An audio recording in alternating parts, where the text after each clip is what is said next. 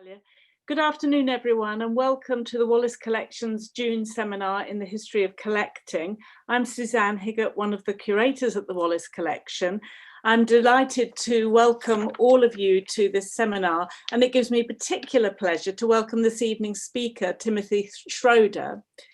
We at the Wallace Collection have benefited hugely from Tim's passion, scholarship and erudition in the fields of art, history and museums for many years.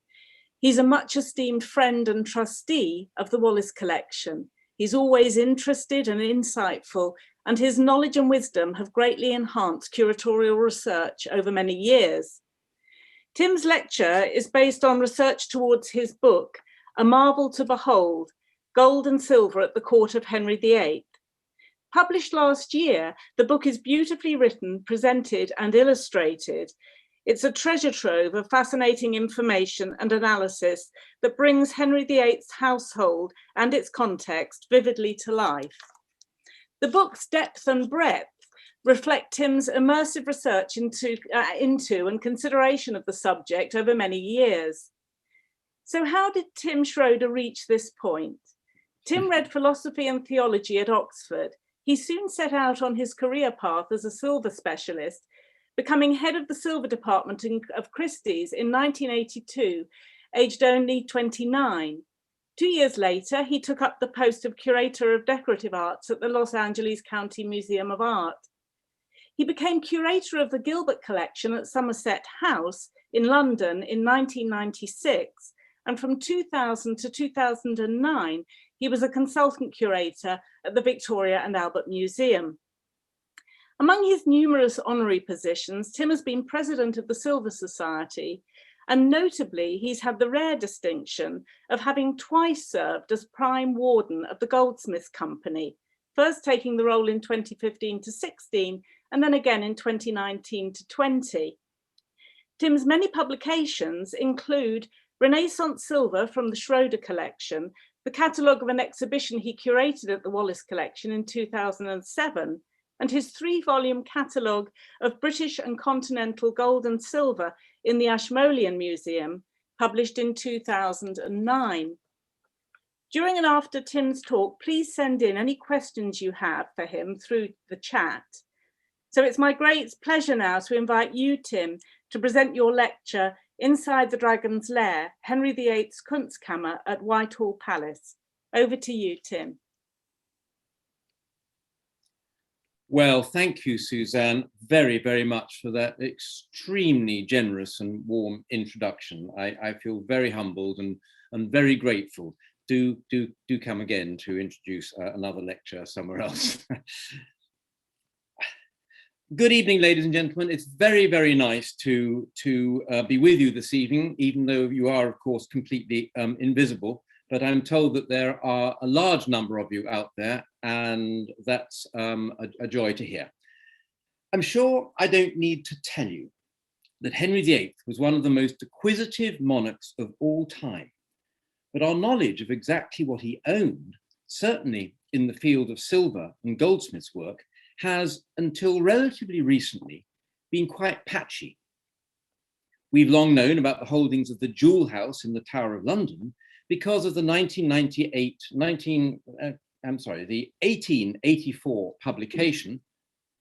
Now I'm trying to get onto my first slide here, but it's not advancing. That is curious, because it did advance when we had,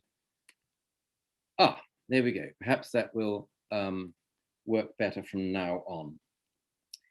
So yes, we knew about the holdings of the Jewel House in the Tower of London because of the 1884 publication of the inventory compiled in 1521. But it wasn't until 1997 that a scholarly transcript championed by David Starkey appeared of the great inventory of all his possessions, compiled over several years following his death in 1547. And among its massive 1,800 entries, that's 18,000 entries, I beg your pardon, a fascinating picture emerges of an extraordinary collection of precious works of art kept not in the Jewel House, but about the king's own person in his privy apartments at Whitehall Palace. It's this that I want to talk about today, because it reveals a body of material that has a claim to being one of the forerunners of the princely Kunstkammer that was such a feature of later 16th and 17th century continental princely collections. But almost none of these works survive.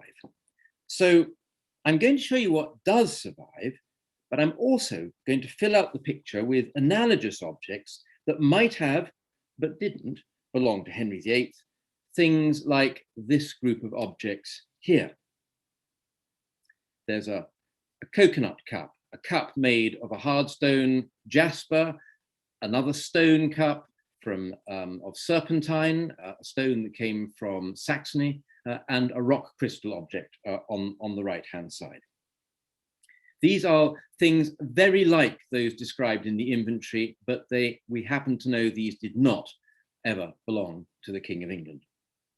But a distinguished scientist friend of mine said to me the other day that to do effective and original scientific research, you have to have an imagination. Well, I would say the same goes for art history. At least I hope it does, because we're going to have to use our imaginations quite a lot in this lecture. Before we launch into this material, let's set the scene by considering the palace itself, because it was not quite as you might suppose. Whitehall, or Westminster Palace, as it was known at the beginning of the reign, was a vast and sprawling complex, not at all like the Tower of London or Hampton Court. The medieval Palace of Westminster was much enlarged after the fall of Cardinal Wolsey, when the king took over neighbouring York Place and turned the whole area into an enormous campus that covered most of the ground from Westminster Abbey to where the Whitehall Banqueting House stands today.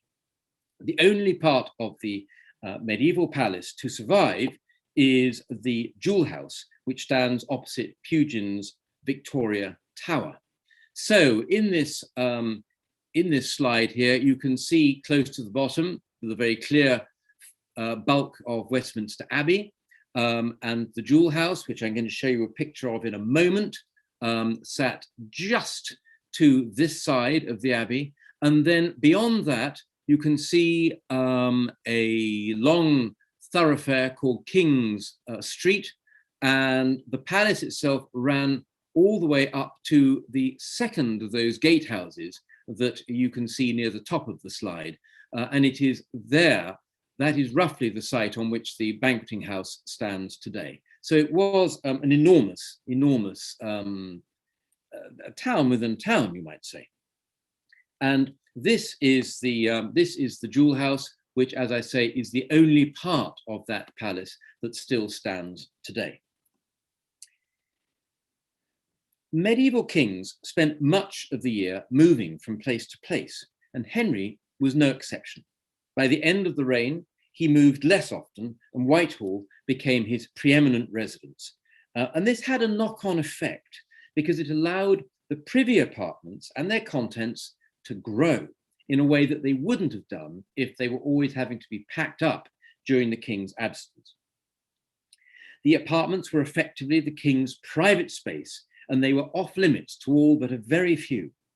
This is really important because it means that all those gossipy ambassadorial reports that give so much colour to the king's more public events, like great banquets and receptions, they just aren't there. Life and surroundings in the privy apartments were essentially a closed book. Simon Thurley's plan of this space is somewhat speculative, but it shows what basically amounted to a palace within a palace. This layout shows the first floor with the privy chamber itself, the closet, the king's bedroom, and a series of other rooms adjoining the privy gallery. You can see the privy gallery is that long grey structure that runs from the bottom of the plan up towards the top. A number of rooms housing works of art are mentioned in this famous inventory, including the study, the library, the king's secret study called the chair house, and the secret jewel house, and the glass house. For a sense of the lavish decoration of the privy rooms, or one of them at least, we need only look at the fictive portrait of Henry with Jane Seymour and his 3 surviving children. And just have a close look at it. The floor is inlaid with coloured marbles. The cloth of the state is intricately embroidered with gold thread. On the floor is a Turkey carpet, and the columns and wall panels are richly worked with gilded ornament. So there it is. Well, in April 1544, the Duke of Albuquerque visited England on his way to Spain. At the time, England was at war with France, and the Duke, as one of Spain's greatest nobles, was an ally. So he was treated with enormous honor. The imperial ambassador, Eustace Chapuis, describes his reception as extraordinary, writing to Charles V that, and I quote, "No other foreign nobleman ever met with half the honor and hospitality that's been lavished upon him.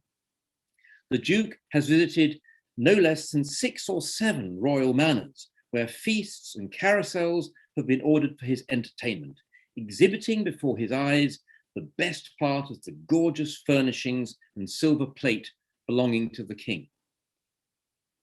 But the question is, did the honor and hospitality lavished upon him extend beyond the crossed halberds of the gentlemen pensioners and into the king's private space?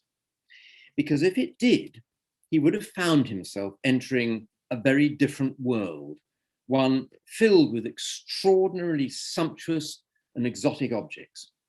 These are described in the inventory, but not always in a way that makes them easy to understand.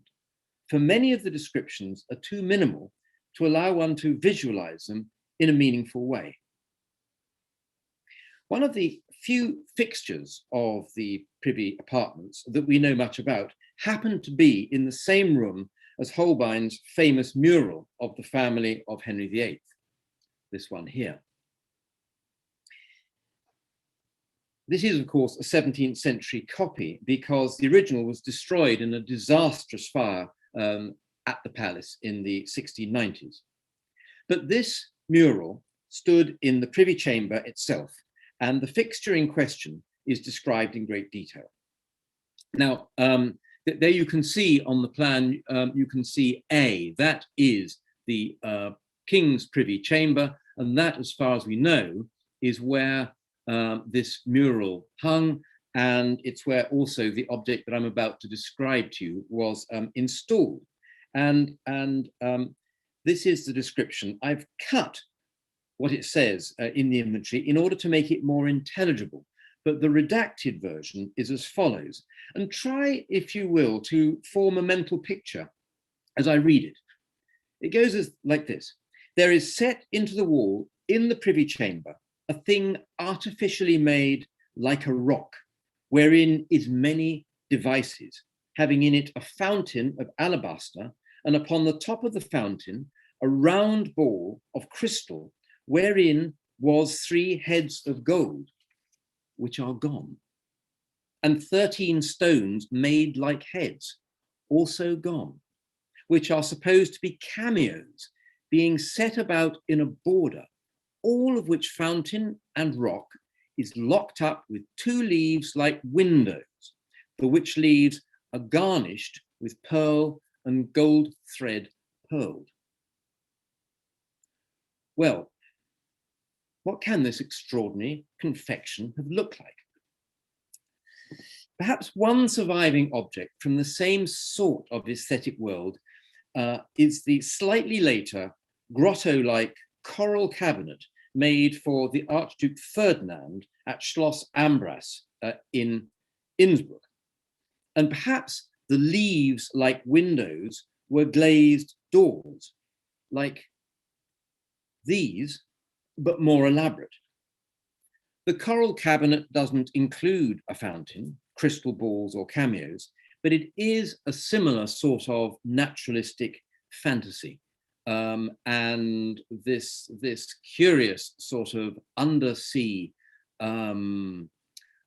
coral reef that it represents is something that has been artificially constructed from fabricated elements onto which the rock crystal is planted.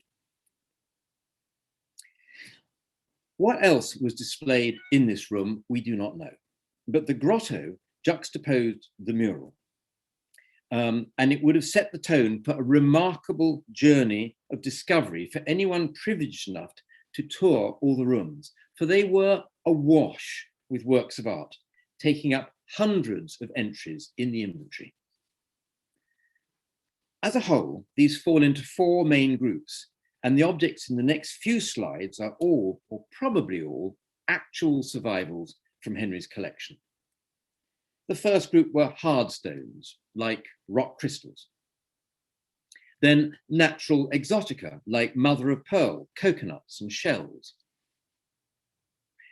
Man-made materials or contrivances like glass and porcelain and clocks.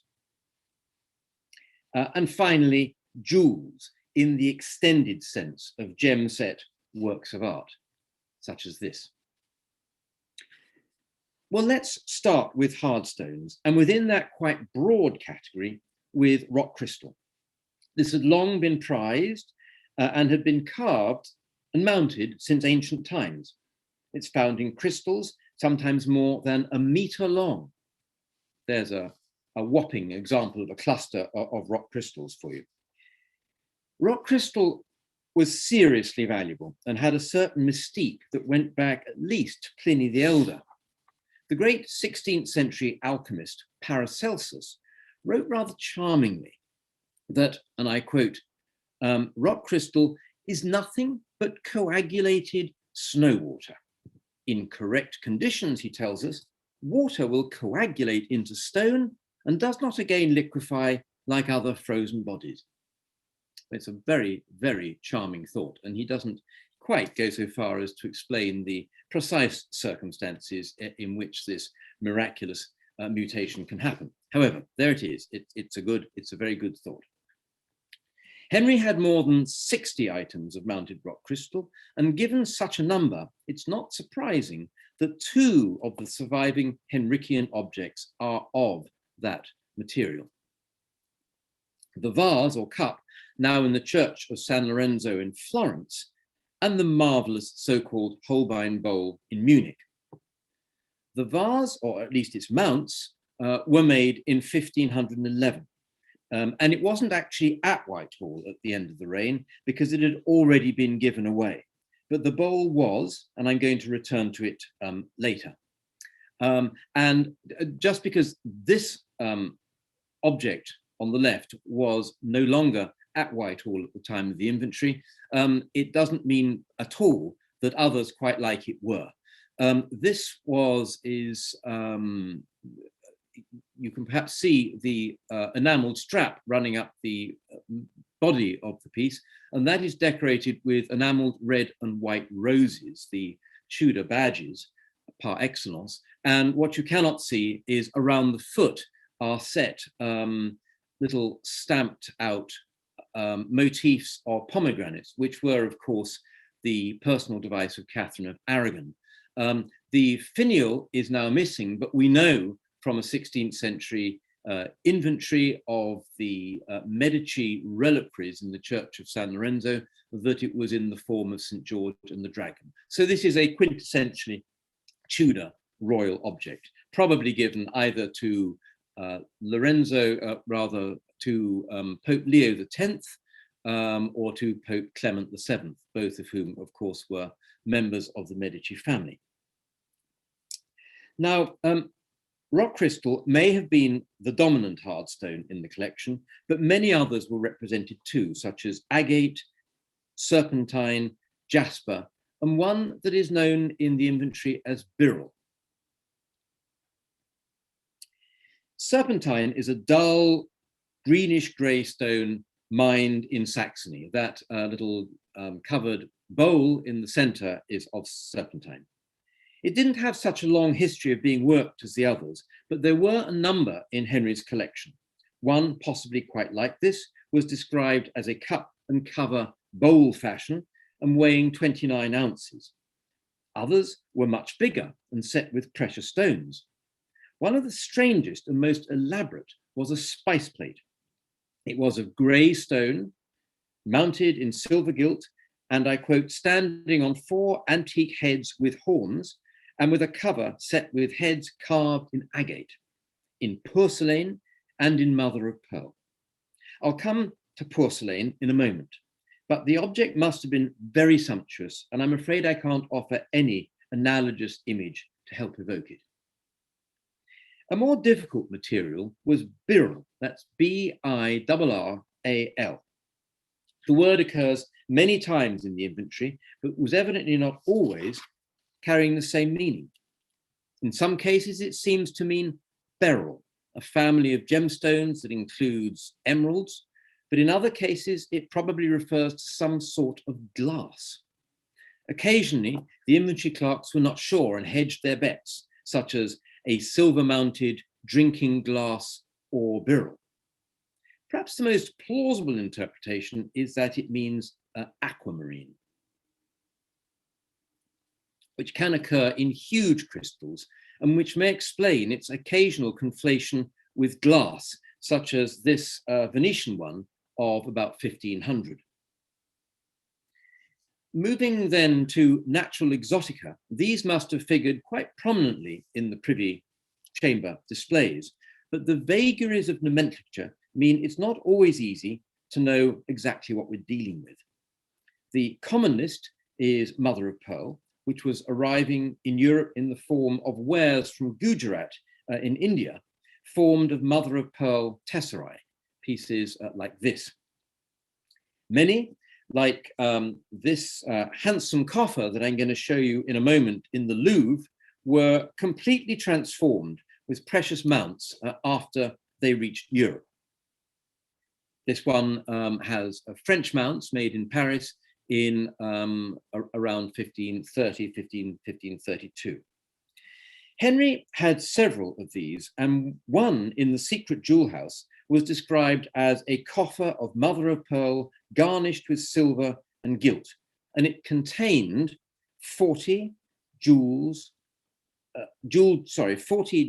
collars and chains. So probably it was larger and perhaps more like this one, which is 55 centimeters long. But the term mother of pearl was used more broadly too, referring to entire shells polished to reveal their underlying iridescent nacre. This is a nautilus shell in its natural state, and another one that has been polished to reveal the mother of pearl underlying. One such was a lair or ewer described as of mother of pearl being a shell, and was presumably a large polished turban shell or nautilus. Its description runs to more than 250 words, most of which enumerate the many precious stones that embellished it: 11 diamonds, 29 rubies, 18 emeralds, 3 sapphires, and 20 pearls. It weighed 160 ounces, and it must have been a dazzling object. Sadly, I can't offer any truly analogous piece to this either, although Wenzel Jamnitzer's incredible ewer in Munich, though naked of gems, might be a nod in the right direction. Nautilus, as such, is not a term that appears in the inventory, but these fabered chambered shells, made by cephalopods rather than snails, had been princely fare since at least the later Middle Ages, and it would have been surprising if Henry had not owned any. A, quote, a ship of mother of pearl, the foot and upper part of silver gilt, with a mermaid under the belly of the ship of like silver gilt, probably contained a nautilus. We're not told its weight or its size, but the Berlinef, made in Paris in 1527 and now in the V&A, corresponds exactly to this description, with its mother of pearl boat hull and its supporting mermaid underneath. This one incorporates a polished nautilus shell, and as I say, the mermaid is under the belly of the ship, as it says in the inventory description. It's very tempting to think that this might be an actual survivor from Henry VIII's collection. It came from Burley House in Lincolnshire, and sadly, we can't trace it back before the 19th century. But the fourth Marquis of Exeter was a known serious collector of antiquarian objects, and it may very well have been something that he purchased in the trade during his lifetime. Other types of natural exotica include coconut, ostrich eggs, coral, and so on. Things rather like this. There were probably a number of ostrich egg vessels, but only one that's actually called as such, and it must have been particularly sumptuous. It's difficult to visualize, but its mounts were of gold, and it was enameled with antique imagery, that's to say classically inspired ornament. It had roses and fruit, and the enameled handle was formed as entwined serpents, perhaps like this slightly later rock crystal ewer, or this contemporary Maiolica vase. Coral was quite conspicuous in the collection too, its colour and form giving it interesting artistic possibilities. There was, for example, a tree of coral with images of Adam and Eve, the serpent and other beasts of silver gilt, enamelled with a foot of silver gilt, likewise enamelled. I can't show you an analogous Adam and Eve, but this detail from the Schloss Ambras coral cabinet that we looked at earlier gives an idea of the tree of coral and of how it can be carved into miniature sculptural forms. While the other image may help us to visualize the figures and the beasts. This, of course, is a detail from the famous crown of thorns reliquary in the British Museum.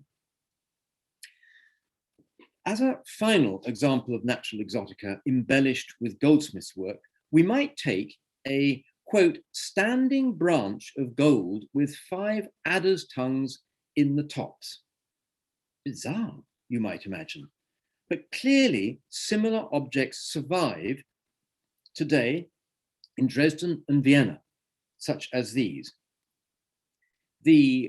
What the inventory describes as adder's tongues are in fact shark's teeth, which, like so many other things, were said to react to the presence of poison. Moving from natural to man-made objects, we come to a wide category that ranged from clocks and scientific instruments to glass and ceramics. There's plenty of evidence for fine glass being in England in the early part of Henry VIII's reign. A number of mounted glasses appear in the 1521 inventory, and one exceptional survival is this milk glass vase with an enamel portrait of Henry VII that's in the British Museum. The 1547 inventory includes a number that clearly weren't new, such as a silver gilt mounted glass with the cardinal's arms on the finial, and another gold mounted and set with roses, fleur-de-lis and pomegranates that must have dated to when Catherine of Aragon was still in favour. The cardinal's arms, of course, must be those of Cardinal Wolsey, who fell from grace in 1530, so must predate then. But by 1535, glass was all the rage. This was the year that Sir Nicholas Poyntz entertained Henry VIII in great style at Acton Court in Gloucestershire and purchased lots of glasses for the occasion. Henry was no less enthusiastic himself, and by the end of the reign, the glass house at Whitehall contained more than 550 glass vessels, some of which had silver mounts, perhaps like these two in the British Museum. Many of these must have been Venetian, and references to blue glass with gilded decoration, to glasses of jasper colour, or to glass all of diaper work suggest classic Venetian types, such as this group on the screen here. But some were embellished with hugely extravagant mounts. This print by Wenceslas Holler shows a design, a lost design by Hans Holbein for a particularly splendid one. The sketchy conical section presumably represents a Venetian type glass, rather like this one in the Gilbert collection. But its mounts are very sophisticated and include Henry's royal supporters on the foot. More ambiguous as a material is what is called porcelain, P-U-R-S-U-L-A-N-E. The word occurs a number of times, and it's tempting to think of porcelain, the pure white, translucent Chinese ceramic that was coming into Europe through Venetian and Portuguese traders. But like mother of pearl and beryl, porcelain seems to have had more than one meaning. When used in a, quote, ship for frankincense with 6 cameos or porcelains, or a standing cup garnished with agate heads and porcelain, it sounds very like the cameos in these objects. And my analogies here are a ship from the amazing illustrated inventory of Cardinal Albrecht of Brandenburg, compiled in 1523, and a Nuremberg cup of that sort of date in the British Museum. But a silver gilt cup and cover, sorry, this is another quotation, but a silver gilt cup and cover of porcelain, glass fashion, or a silver gilt mounted porcelain ewer sounds like something quite different. Whatever porcelain means here, it sounds as if the whole thing is made of it. The most telling entry in this respect is for a, quote, blue cup, turkey, that's turquoise color, of a stone called porcelain, unset and ungarnished, in other words, not mounted. So a blue cup, turkey color of a stone called porcelain, unmarked and ungarnished. It's difficult to know for sure what this might be, but stone might mean a high-fired ceramic like stoneware, and perhaps we're looking here at something like an unusually blue example of celadonware. I'm grateful to the ceramics dealer Errol Manners for setting me thinking along these lines, for even though he's not convinced that Henry could have had a piece from the Song dynasty. But frankly, it existed in the 16th century, and who knows what Marco Polo and other travelers, pioneer travelers, brought back with them in their baggage trains on their return from China. So it's possible. Turning then from man-made materials to objects of, shall we say, an intellectual bent, Henry VIII clearly had a predilection for scientific instruments and especially for clocks. There were many clocks at Whitehall, including a number with silver gilt or even gold mounts. I can't not show you this piece in the Royal Collection, supposedly Anne Boleyn's, although the jury is still out on quite how right it is. And I didn't, in fact, include it in my book.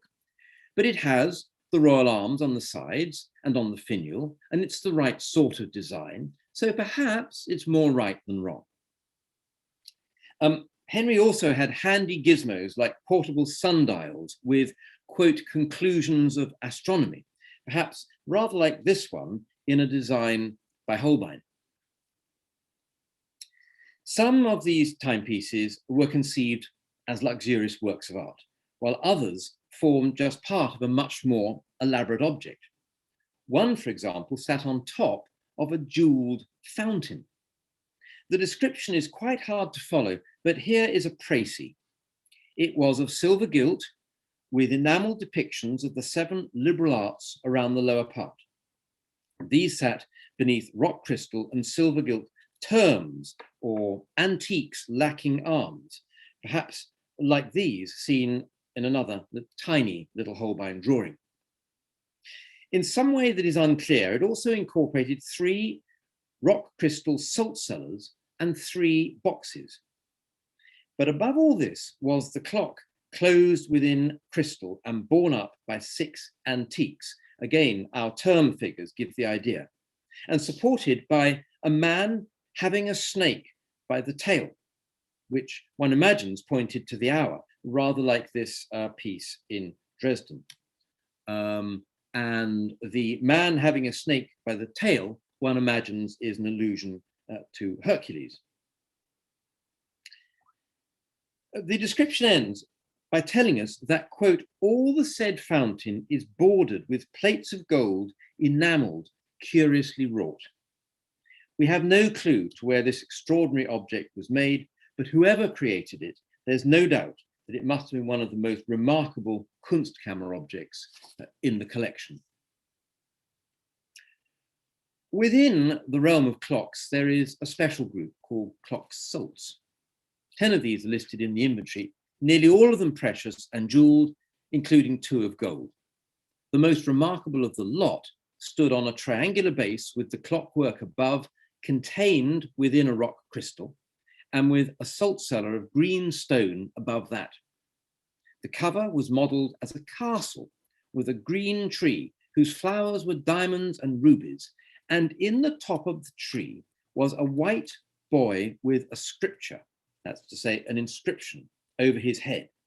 Again, surely a truly remarkable object.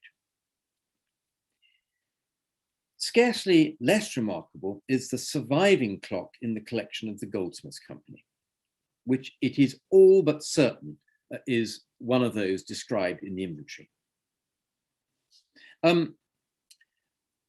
This object was acquired by Henry VIII probably during the 1530s, possibly as a gift from Francis I at their meeting in Calais and Boulogne in 1532. It was made certainly by his court jeweler, Pierre Mangot, and it is, although unmarked, it contains a number of the distinctive signature motifs that, that characterize Mangot's work. It has agate ball feet, it has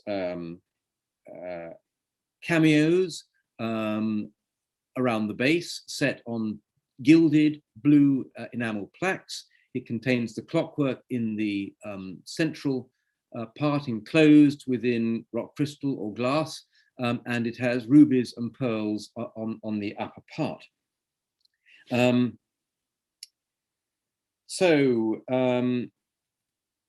Shell cameos are further examples of what the inventory describes as porcelains. Well, this remarkable object is the subject of an entire book that is appearing in the coming months, which are the papers delivered at a symposium, a conference held at Goldsmith Hall in 2018. And it goes into a good deal of detail about the cultural context of this object, about the role of diplomatic gifts at the time, about comparable objects from Mangot's oeuvre, and about the history of the object from the time of Henry VIII down to the present day. So enough on that for the moment. The king's voracious acquisitiveness showed no sign of abating as he grew older, and the royal goldsmiths were kept busy with new Kunstkammer commissions right until the end of his life. One of the very few goldsmiths mentioned by name in the inventory is Everard Everdice, a Flemish craftsman who only settled in London in 1546 and who is named as the maker of the enamel-mounted ostrich egg we discussed earlier. But the inventory also gives us a fascinating insight into the way these commissions worked by telling us that at the time of writing, at the time of the entry of the inventory being written, Everdice had been provided with 40 ounces of gold to make a garnish for that same blue cup of stone called porcelain, this one we looked at earlier. Evidently, it hadn't been finished at the time of the king's death, and presumably the commission was called off. The commissioning of this blue stone brings us neatly to what I call jewels in an extended sense, by which I mean objects like these. These are two miraculous designs by Holbein for gold cups richly set with pearls and rubies and diamonds, and which also belonged in the Kunstkammer ambience. The piece on the left, presumably many of you will know anyway, is the final presentation drawing for a cup of gold set with precious stones that was made in 1536 to commemorate Henry's to Jane Seymour.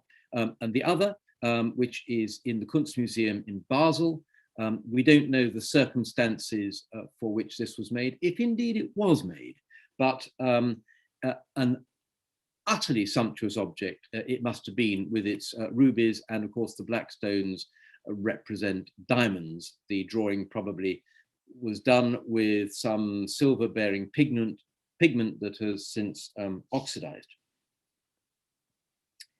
Well, these pieces, as I say, no longer survive, but one such wonder does: the gold and jeweled mounted rock crystal bowl in Munich that we saw earlier. This is described in the inventory in great detail, and Dora Thornton and I had the thrill of examining it in person about 3 years ago. It was an experience that I'm going to try and share in some measure with you now. The crystal bowl is hollowed out to an exceptional thinness and is carved on the outside with spiraling flutes. Periodic remounting was part of the life cycle of rock crystals in the 16th century, and this one had probably been carved at least 2 centuries before this particular set of mounts was made. The foot mount is decorated with polychrome enamels and gems, and the lip is chased with exquisitely refined fleur-de-lis type motifs. The cover is immensely complex too, and you only have to look at it to see that. But that's not all. The treatment of the inside of the cover is surprisingly intense, given that it would only be seen when the cover was removed, and it's completely covered with intricately carved carpet of Moresque foliage centered around a polychrome enameled disc. And there it is. In comparison with all this, the finial, formed as a turned crystal capsule with stones, with stones and pearls around its base, looks rather muted. But that's not how it was when Henry had it. And a still life painting by Willem Kalf of 1678 reveals its full extent, which rose to about 3 times its present height in a series of stages, each embellished with pendant pearls. And imagine our delight when we peered very closely at the stump of the finial and saw that even the little gold shaft inside it was enameled. I hope you can see those little flower motifs on that tubular section running up the center of it. One other point about this strange and wonderful object.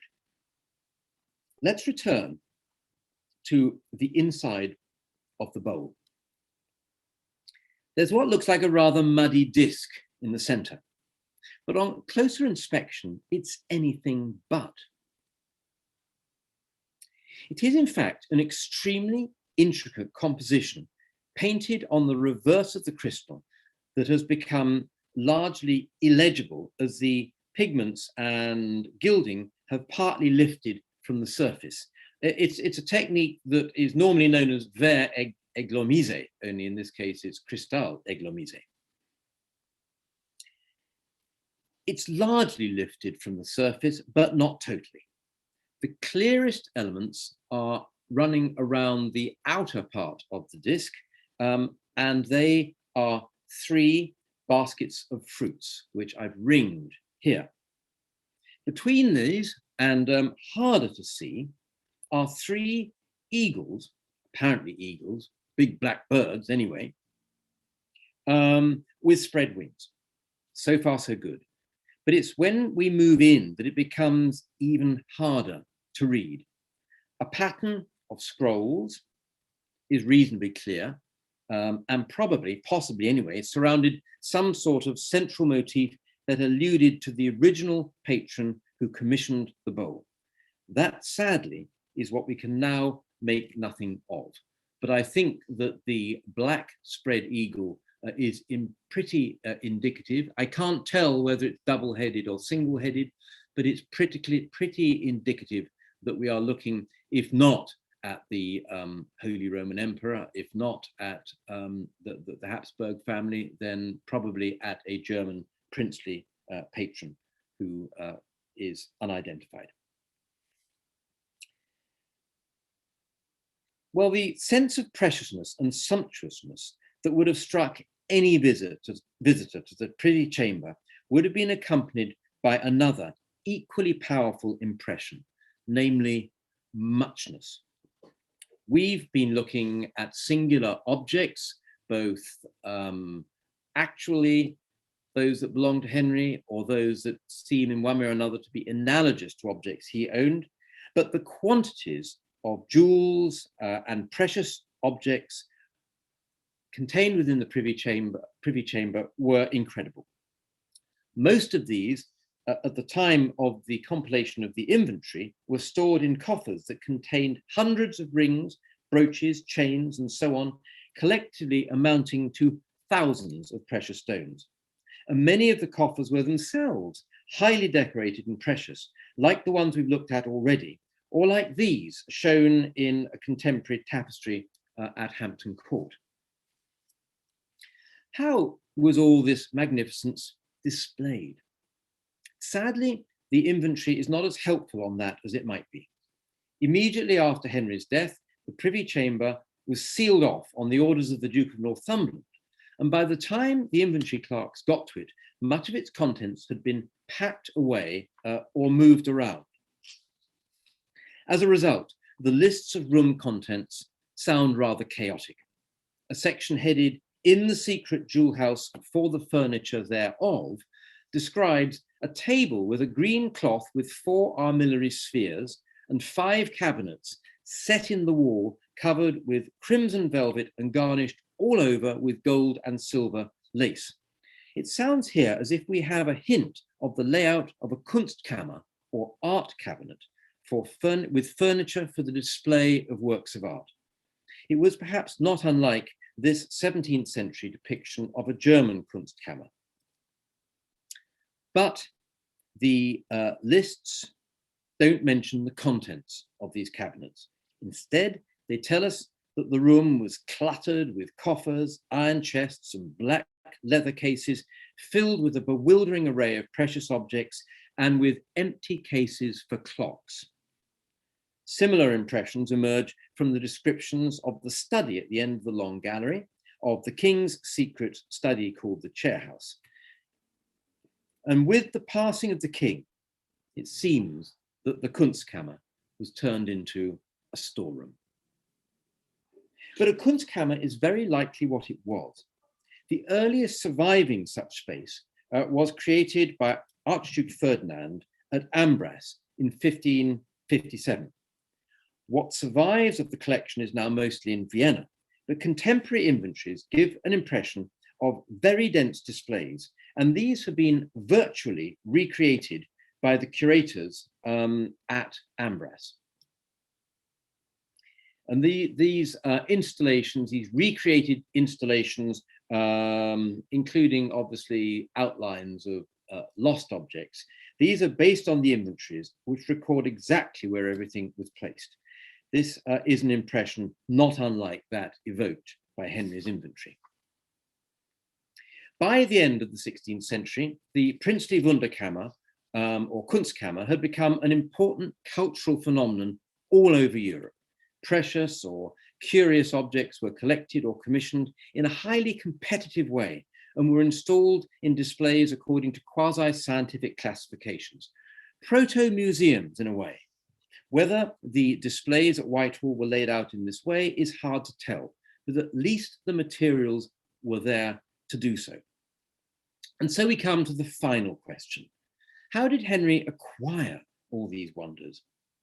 We don't have time to go into this in anything like the detail it deserves, but I can give you a pointer to the range of sources he drew on. One of these, of course, was by gift. Some came from courtiers, such as Sir Anthony Denny, who got Holbein to design a remarkable timepiece as his New Year's gift to the king.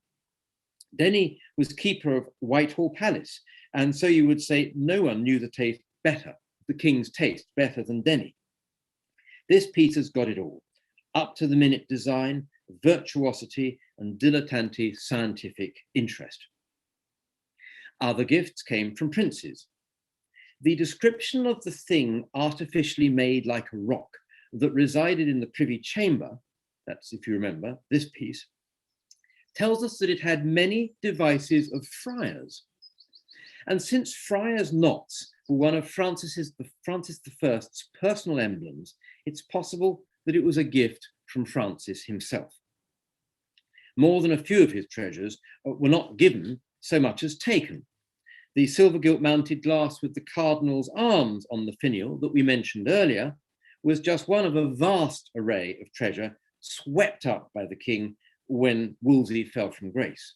And of course, the superb works of art came his way as a result of the dissolution of the monasteries. But most were bought at great cost.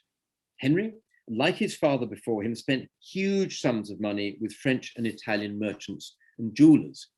Much of this was for jewels, unset gems, and cloth of gold. But works of art were bought too. To take just three of the surviving objects we've considered already, that's these three.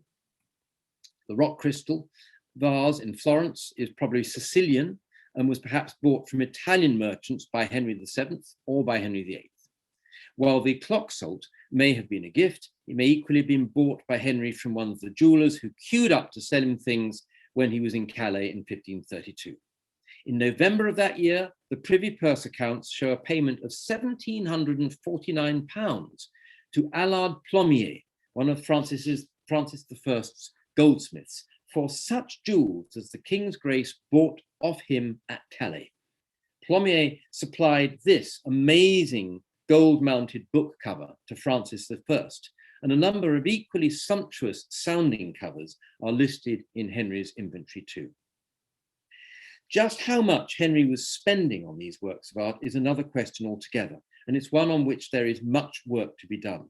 But suffice it to say that the sums Henry, like his father before him, spent on jewels, cloth of gold, and elaborate plate from French, Italian, and Flemish merchants dwarfed the very considerable sums he paid to native English goldsmiths for his normal purchases of domestic plate, New Year's gifts, and diplomatic gifts.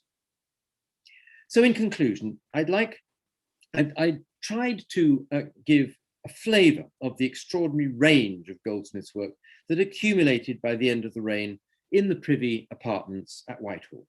But I've only skimmed the surface, and there are many more that we haven't even mentioned, many of which it's almost impossible to form even a hazy image of in the mind's eye because the descriptions are too brief or too unclear to follow. But if any single impression emerges from our various sources, the inventory, the surviving objects, Holbein's designs, and so on, it's of a certain character that runs through almost everything and that is conditioned by a powerful attraction towards costly materials, to visual complexity, and to supreme craftsmanship. And that is something that informs his interiors, his clothes, his jewels, and his works of art. Well, I've probably spoken for longer than I should have done. I've tried to keep this formal part of the talk as short as I can because there's a limit to the number of quotations from an inventory that anyone can take, and because I wanted to leave some time, as I hope I have, for questions and comments. So I look forward to hearing those from you now. Thank you very much for your attention. Thank you so much, Tim, for that absolutely fabulous lecture, really bringing the inventory to life in the most colourful way and presenting an array of absolutely extraordinary objects. And it was great actually to hear you reading the descriptions, and it'd be interesting to know what people had in their heads as you were reading and what kind of images they had in mind as you read them. Indeed. I tried drawing them, but I'm afraid my skills were not up to it. It's a shame. So we've got some questions coming in, and do please keep sending in your questions through the chat and your comments. So the first question is from Susan Bracken, who asks, in the context of Birrell, you mentioned a weight. Was that only for the mounts or for the whole object? No, that would have been for the entire object. The weights given in the inventories are always for the entire object, unless it specifies that something else is the case. The reason for these inventories and their compilation was really principally to hold people to account for things that they were responsible for the care of. So the jewel house inventories were like a balance sheet that the new master of the jewel house had to sign off on when he took charge of the jewel house, and it lists the weight of everything. It doesn't give measurements or other sorts of standard useful information that we might expect in a catalogue nowadays, but it gives the weight because the weight was the value. Thank you. And then from Patrina Blair, what happened to the collection after Henry's death? Well, that is a big question with an answer that, in a sense, takes nearly 100 years to give, because what happened was that the collection was gradually eroded. We have records of pieces being given away. We have records of pieces being sold or melted down. The Jane Seymour cup, for example, that there is a detail of on the screen still there at the bottom, that survived until 1625, when it was sent to Amsterdam and the stones were unpicked and the piece was melted down. And this was the story that constantly attended the erosion of this collection. Many pieces were melted down during Queen Elizabeth's reign, and then a few pieces were left at the end of the reign and end of Charles I's reign. The clock salt that we looked at was still in the jewel house at the end of the Civil War and after the execution of Charles I, as was a piece that I have not shown you because it wasn't strictly relevant to our theme today, but it is the great French royal cup of about 1400 or 1410 that's in the British Museum, the great enamel piece that originally was made for the Duc de Berry, and then was found its way as a gift to, I think, to Henry VI, and survived in the royal collection down through the reign of Henry VIII and Elizabeth, but was given away to Spanish ambassadors at the time of the Somerset House Conference in 1604. So it all gradually eroded, but it had been constantly eroded, or rather recycled, before then anyway. The royal plate was in a constant state of evolution, and for example, at the time of the Pilgrimage of Grace in 1536, Henry, being desperate to raise money to pay for troops, was obliged to melt down 4,000 ounces of gold plate and 43,000 ounces of silver plate. So it was in constant flux.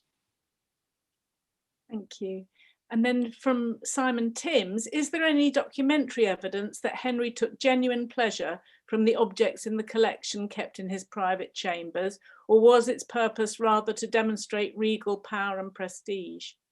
Well, it's certainly both. I mean, it was certainly the latter, and it was important for a king to display magnificence. That was a sort of Aristotelian doctrine that was still adhered to in early modern times. So that was important. But nonetheless, it is very clear from the nature of these materials, even that we're looking at on the screen here, that that Henry had a taste for these things, but that is not just a matter of drawing that conclusion from what there was. Yes, there are documentary accounts. There's a marvelous account of Henry going off to France in 1513 to fight a war and to cover himself in glory at very, very great cost. And he met up with his ally, the Emperor Maximilian, and they had a good chinwag of an evening, and Henry showed him some jewels, and Maximilian showed him some of his. I'll show you yours if you show me mine. And the account written by one of the ambassadors who overheard the conversation, witnessed, I should say, the conversation, showed Henry taking an absolute delight in these objects. And then equally, there are the accounts of merchants visiting Henry and trying to sell him things, and describing how enthusiastic Henry got about these objects, but also how sometimes, when he frankly simply wasn't in the mood, he would be difficult and say he didn't have any money and he couldn't afford it, which is probably improbable. That's great. We're getting very nice comments in here, but may I just make one other additional response to that collection and to that question, and that is that we know of Henry getting very involved with the designs of certain pieces that were going to be made, and having discussions with Thomas Cromwell, who was master of the jewel house and who had to give the instructions to the makers, and he was very clearly devising what these things should look like, certainly in general terms, if not in the minutiae of the detail. Thank you. It's really fascinating. And Kate Agius has said, brilliant talk, I loved it. When did most of his treasures get dispersed? Was it during the reign of Charles I? So I think you've touched on that. I don't know whether... I have. I mean, I don't have the numbers at my fingertips, but I think at least 50% of the contents of Henry VIII's jewel house had been dispersed by the end of Elizabeth's reign. And then it continued on, as I've described earlier. And then from Susan Dalgetty Ezra, fascinating talk, thank you. It's absolutely overwhelming to think what treasures kings and so on had. When the king went on a royal pilgrimage, would he take objects like these with him? I can't ask for a refinement of the question, but by pilgrimage, I'm going to assume that includes progress. Henry traveling around the country and visiting various parts of his kingdom and various of his courtiers and so forth. And yes, he would be splendidly equipped. And we know from the records of the Privy Council chamber accounts that the jewel house staff had to travel around overseeing the security of various plate and so forth that would be taken with him. When he went on progress to York in 1540, he had reasons for being unusually splendid, and he took an entire buffet of plate with him. He took, of course, masses and masses of plate to the field of cloth of gold. Now, if you mean specifically pilgrimages, well, a pilgrimage would always have included other business as well. So I think probably the same answer applies. Yes, he would. But he would, if he was attending a proper pilgrimage to Canterbury or to Walsingham, it would also include giving some money and possibly also giving a jewel to embellish the shrine of the saint. Thank you. And then from Elizabeth Atkinson, please can you enlarge on the Duke of Northumberland's involvement with the closure of Henry's lair? Yes, I wish I could. I mean, as you will probably recall, Henry's death was hushed up for 2 or 3 days, I think, until the transition had been effectively organized in Northumberland's favor, and he took complete control. He ordered the sealing off of the Privy Chamber, for reasons that we don't fully know, but obviously certain people would have had access, certainly himself, if nobody else. It does seem to me very likely that certain things were spirited away during that time. I showed you, for example, remarkable drawing by Holbein of Sir Anthony Denny's New Year's gift to Henry VIII, which was an extraordinary clock, a clock in several different kinds. There was a clockwork clock, there was a sundial, and there was an hourglass, all combined within this single object. Presumably, even if the Privy Chamber was sealed off, Anthony Denny, as keeper of it, would have had access to it. And that's quite interesting because this object does not appear on the inventory, and it's quite possible that Denny, having given it to the king, decided to, as it were, repossess it and spirit it away. Thank you. And Rosa Somerville's written in to ask, because she missed, I think you did say this, where is the rock crystal roundel with what appears to be Apollo on rhombus?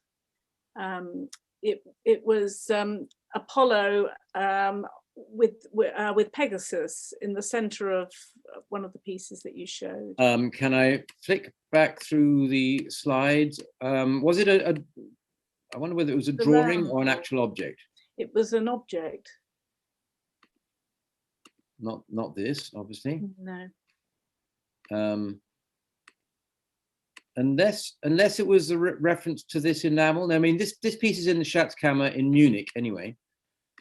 No, it was a roundel in rock crystal with the enameled Apollo in the center. That's it. Oh, I see. Sorry. Well, yeah, it's not a roundel at all. It's an orb.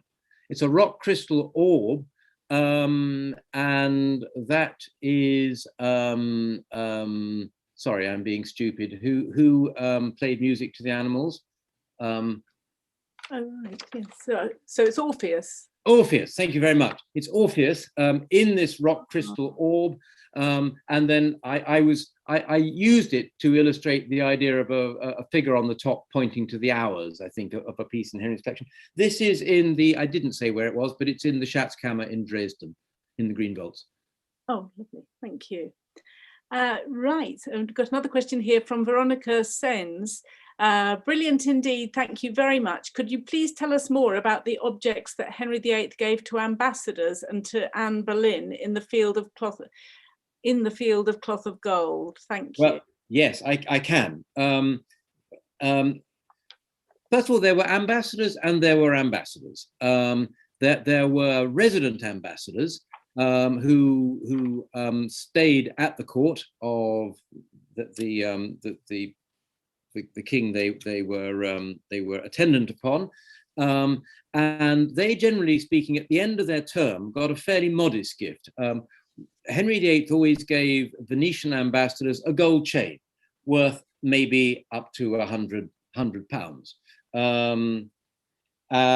But when a grand ambassador came to sign some treaty, for example, Wolsey himself might, for example, be an ambassador to the King of France for some special occasion.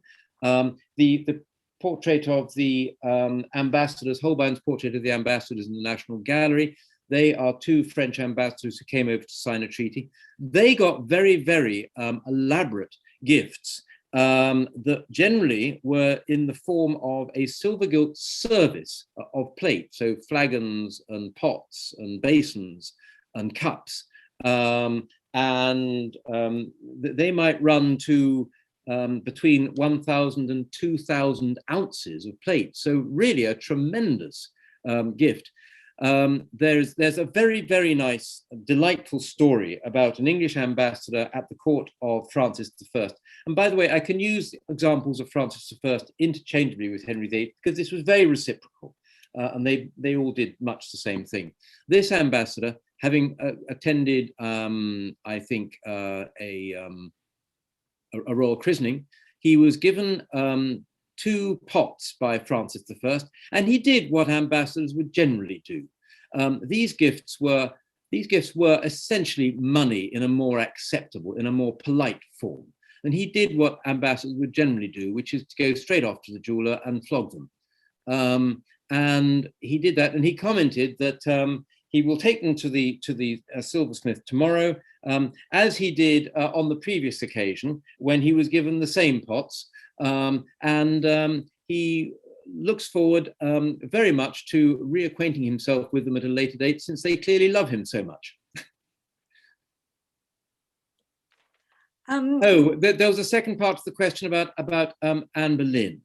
Anne Boleyn's cravings for the trappings of royalty were satisfied in a particularly nasty way by Henry VIII by taking away the plate and jewels from Catherine of Aragon's household.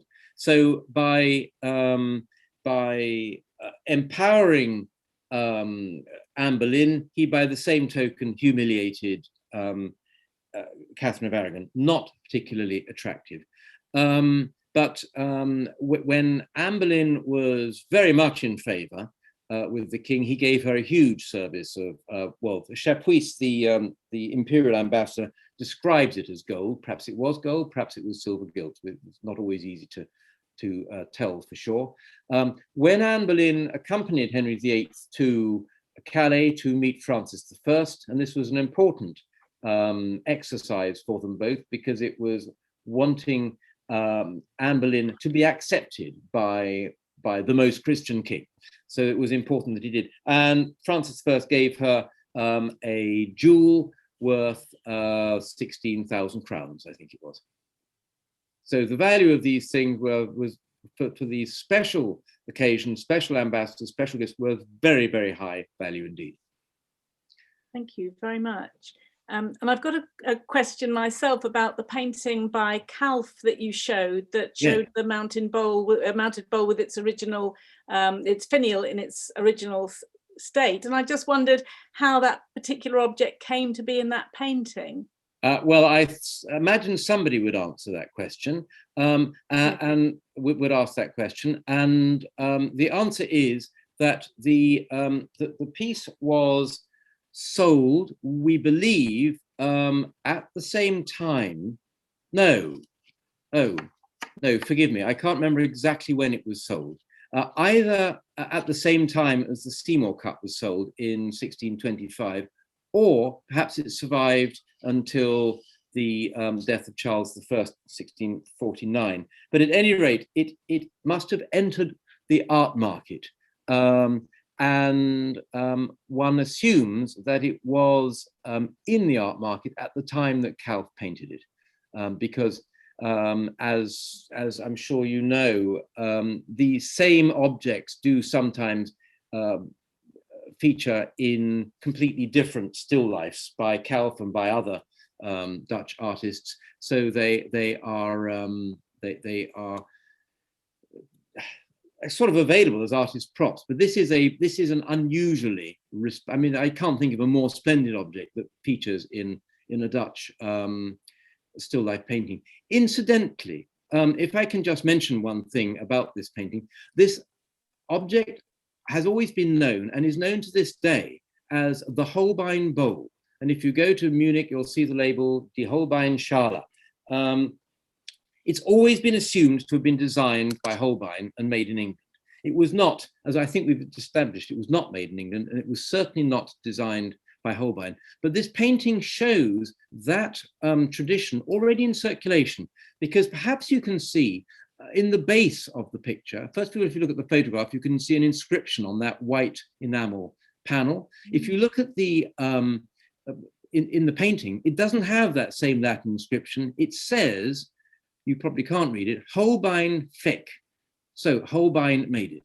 So he's invented an enamel plaque to, as it were, reinforce the tradition, which I think is really quite interesting. Yeah, that's absolutely fascinating. Thank you.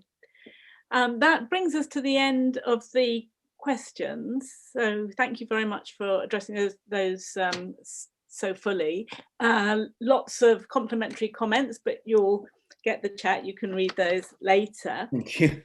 Tim's lecture today follows hot on the heels of another Wallace Collection online event, which took place on the 20th of May as part of our Meet the Experts series, when Ada de Witt of the Wallace Collection and Theresa Whitting of the the Green Vault in Dresden, discussed the Kunstkammer of the Electors of Saxony, which of course is today housed in the Green Vault, and Sir Richard Wallace's Neo-Kunstkammer at Hertford House, which survives in the Wallace Collection.